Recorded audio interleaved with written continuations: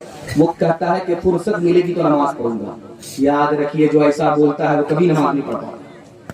جس نے کسی کام کو فرصت پر ٹال دیا وہ کام ٹل گیا, اس سے ہونے والا.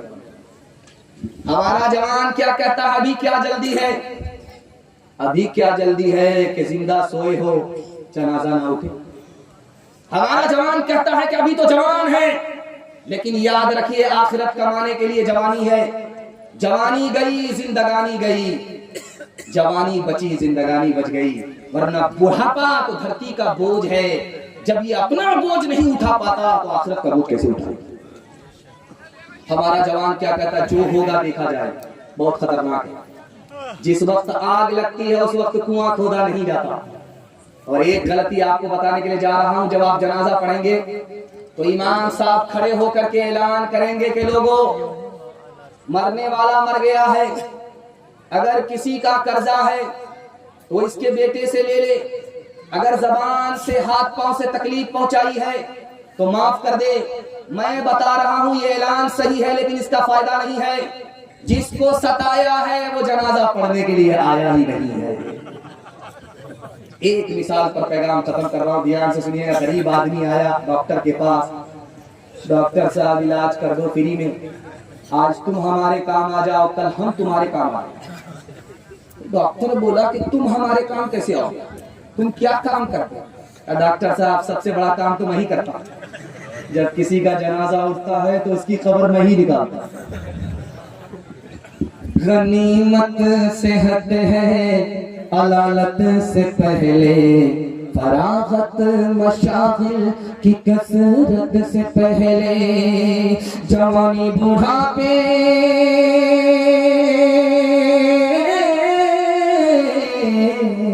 جوانی بڑھاپے کی زحمت سے پہلے, اقامت مسافر کی رحلت سے پہلے, فقیری سے پہلے غنیمت ہے دولت, فقیری سے پہلے غنیمت ہے دولت.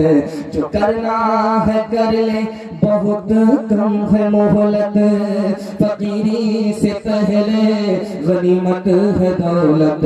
جو کرنا ہے کر لے بہت کم ہے مہلت. میں بیٹھا تھا اسٹیج پہ تو ایک صاحب نے پرچی دیا تھا کہ اس کو ضرور رکھیے گا. وہ فرمائشی پیغام آپ کی خدمت میں رکھنے کے لیے جا رہا ہوں. ہاتھ اٹھائیے, وعدہ کیجیے سو کر کے سنیں گے, مرنے کے بعد عمل کریں گے. ہاتھ اٹھائیے انشاءاللہ. آپ سوچ رہے ہیں کہ ہم کو فرصت مل گئی, جب تک میں کرسی نہیں چھوڑوں گا آپ کا پیچھا چھوڑنے والا ہے. دھیان سے سنیے گا, تیزی کے ساتھ نکل جائے گا. نکاح اتنا آسان ہے, نکاح اتنا آسان ہے, اتنا آسان ہے کہ جمعہ کا دن ہونا شرط نہیں ہے. جمعہ ہو یا نہ ہو نکاح ہوگا. نکاح اتنا آسان ہے, اتنا آسان ہے, خطبہ ہونا شرط نہیں ہے. خطبہ ہو یا نہ ہو نکاح ہو جاتا ہے. نکاح اتنا آسان ہے, اتنا آسان ہے, قاضی ہو یا نہ ہو نکاح ہو جاتا ہے. دو آدمی کی موجودگی میں لڑکا لڑکی کو قبول کر لے, لڑکی لڑکا کو قبول کر لے, میاں بیوی راضی تو کیا کرے گا قاضی. نکاح اتنا آسان ہے, لیکن نکاح اتنا مہنگا کیوں ہو گیا؟ لوگ کہتے ہیں چھوٹا سا خرچ کر لیتے ہیں, دعوت کھلا دیتے ہیں 1500 آدمی کو, 1,00,000 2,00,000 روپیہ خرچ کر دیتے ہیں. یاد رکھیے چھوٹے سوراخ سے بڑا بڑا جہاز ڈوب جاتا ہے. آپ کا مستقبل تاریک ہو جائے گا اگر آپ نے شادی میں بے حساب پیسہ خرچ کیا. آپ نے ایک جانور کو دیکھا ہے, مور, اس کی دم بہت بڑی ہوتی ہے, اس کا بازو چھوٹا ہوتا ہے. جو آدمی پیسہ کو پیسہ نہیں سمجھتا, ایک شادی جو سنت ہے, عبادت ہے, اس میں پیسے کو پانی کی طرح بہاتا ہے, اس کی مثال اس مور کی طرح ہے جس کے بازو تو چھوٹے ہو رہے ہیں, دم بڑی ہوتی جا رہی ہے. بھیکاری بھیک مانگ رہا تھا, اللہ کے نام پر دے دو, اللہ کے نام پر دے دو. بولا یار بھیک مانگ رہے ہو یا فٹ بال کھیل؟ بھیک آدمی سر جھکا کر کے مانگتا, تم سر اٹھا کر کے مانگتے ہو. بولا کہ میرا دادا نیشنل فقیر تھا, میرا باپ انٹرنیشنل فقیر, یہ خاندانی پیشہ ہے. تو اس نے کہا بھائی صاحب 5 روپے دے دو. ایک آدمی سے بولا 5,000 روپے دو. تو وہ آدمی بولتا ہے اس سے 500 روپے مانگ رہے ہو, ہم سے 5000 مانگ رہے ہو, کیوں؟ کہ اس سے روز ملے گا, تم سے آج ہی ملے گا, تم پیسے کو پیسہ نہیں سمجھتے, کل ٹھیک کا کٹورا تمہارے ہاتھ میں آنے والا.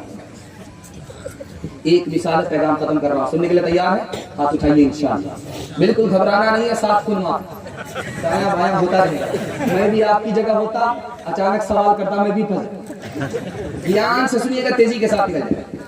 حضرت عمر نے مجمع سے پوچھا کہ جاہل کون ہے اور مہا جاہل کون؟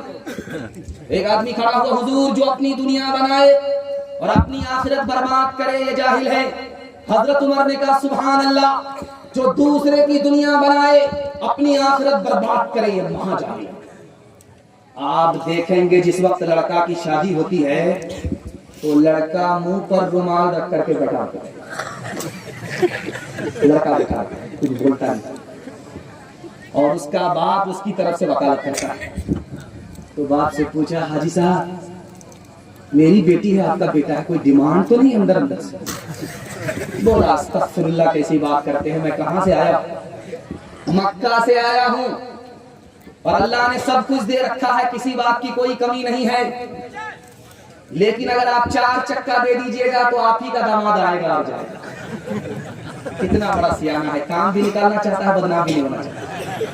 ایک بنیاد تھا, دنیا کو ٹھک کر کے جا رہا تھا, بیٹا سے بولا بیٹا جب میں مر جاؤں تو مجھ کو نئی قبر میں دفن مت کرنا, پرانی قبر میں دفن.